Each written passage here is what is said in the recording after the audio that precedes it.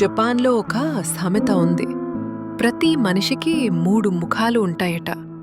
మొదటిది లోకానికి చూపించే ముఖం, రెండోది మన కుటుంబానికి, మన సన్నిహిత మిత్రులకు చూపించే ముఖం, మూడోది ఎవ్వరికీ చూపించని ముఖం.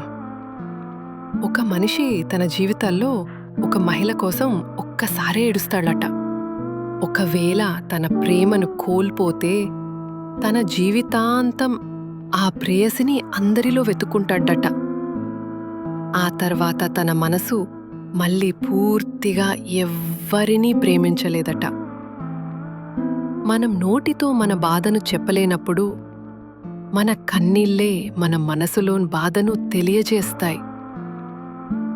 మొదటి ప్రేమ చాలా తీయగా ఉంటుందని అంటారు, కానీ ఆ మొదటి గాయం చాలా లోతుగా ఉంటుంది. ప్రేమ అంటే ఎన్ని రోజులు, నెలలు, సంవత్సరాలు కలిసి ఉన్నామనేది కాదు. ప్రతిరోజు ఎంత ప్రేమగా ఉన్నామనేది ముఖ్యం.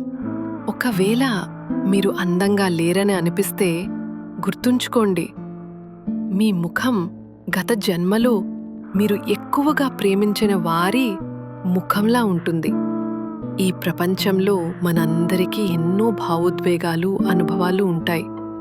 వాటిని నా ఛానల్ ద్వారా మీతో పంచుకోవాలని ఆశిస్తున్నాను.